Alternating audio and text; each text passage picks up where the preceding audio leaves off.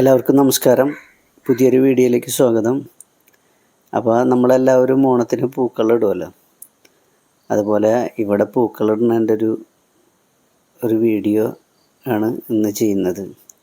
വളരെ സിമ്പിളായിട്ടുള്ളൊരു വീഡിയോ ആണ്, പൂക്കളമാണ്. അപ്പോൾ അതിൻ്റെ തുടക്കം ഒക്കെ മുതൽ നമുക്കൊന്ന് കാണാം. ആദ്യമായിട്ടാണ് വരച്ചിട്ടൊക്കെ ഇങ്ങനെ ചെയ്യുന്നത്.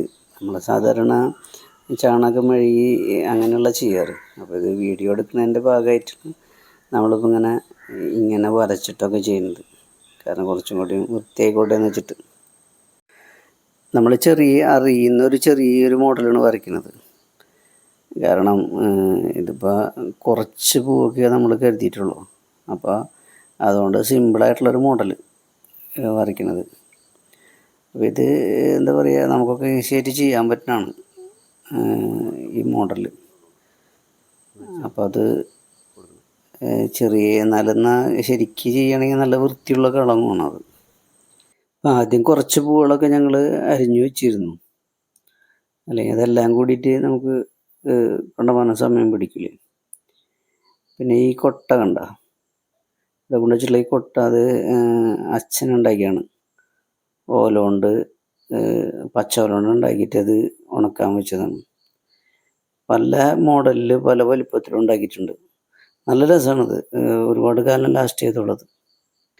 ഇപ്പോൾ ആ വരച്ച് കഴിഞ്ഞ ഡിസൈനിലേക്ക് നമുക്ക് കുറച്ച് വ്യത്യസ്ത തരം കളറുകൾ നമുക്ക് ഉപയോഗിക്കാം. നമുക്കിപ്പോൾ ഒരു പ്ലാനിങ്ങിലൊന്നല്ല, അങ്ങനെ കുറച്ച് ചെയ്ത് നോക്കുക. അപ്പം എങ്ങനെയാണ് വരാമെന്നറിയില്ല. നമ്മളത് പ്രൊഫഷണലൊന്നല്ല.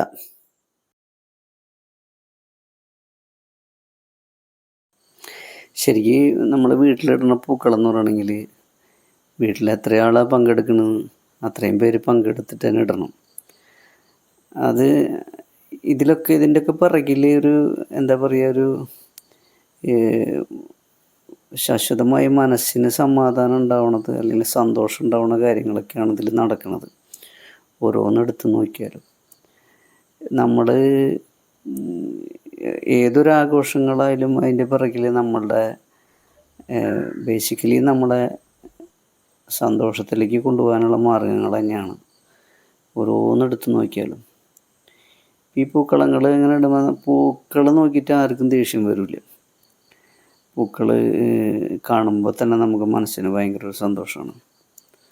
അതിങ്ങനെ വിവിധ വർണ്ണങ്ങളിൽ ഉള്ള പൂക്കൾ പല പല രൂപങ്ങളിൽ ഇങ്ങനെ ഇട്ട് വരുമ്പോൾ കാണുന്നതും അത് ചെയ്യുന്നതും പ്രത്യേക ഒരു അനുഭൂതി ഉണ്ടാക്കും നമുക്ക്. അപ്പോൾ അത് അങ്ങനെ ഒറ്റയ്ക്കിരുന്ന് ചെയ്യുമ്പോൾ ശരിക്കും അതിൻ്റെ ആ ഒരു ഇത് കിട്ടില്ല. നമ്മൾ വീട്ടിൽ എത്ര പേരുണ്ടോ അത്രയും പേര് ഇരുന്നിട്ട് ചെയ്യണം. സംഗതി ഇപ്പോഴത്തെ അവസരങ്ങളിൽ കിട്ടില്ല. കാരണം ഈ കളറുന്ന സമയത്തൊക്കെ വീട്ടിൽ എല്ലാവർക്കും പണിയായിരിക്കും. അപ്പം അങ്ങനെ കിട്ടില്ല. നമ്മളവിടെയും അങ്ങനെ ഒരുമിച്ചൊന്നും ഉണ്ടാവാറില്ല. പക്ഷെ നമ്മൾ കൂടുതൽ ശ്രദ്ധിക്കുന്നത് നല്ലതാണ്. കാരണം ഇങ്ങനെയൊക്കെയാണ് ഇതിൻ്റെ ആഘോഷങ്ങളും സന്തോഷങ്ങളും വരുന്നതെന്നുള്ളത്. ശരിക്ക് നമ്മുടെ ജീവിതത്തിൽ ഏറ്റവും കൂടുതൽ സന്തോഷത്തിൻ്റെ സമയമാണ്. ദുഃഖത്തിൻ്റെ സമയം വളരെ കുറച്ചുള്ളൂ. പക്ഷെ നമ്മൾ ദുഃഖത്തിൻ്റെ സമയത്ത് കൂടുതൽ ഫോക്കസ് ചെയ്യും തോറും ഈ സന്തോഷത്തിന് അവിടെ പ്രസക്തി ഇല്ലാണ്ടായി വരും.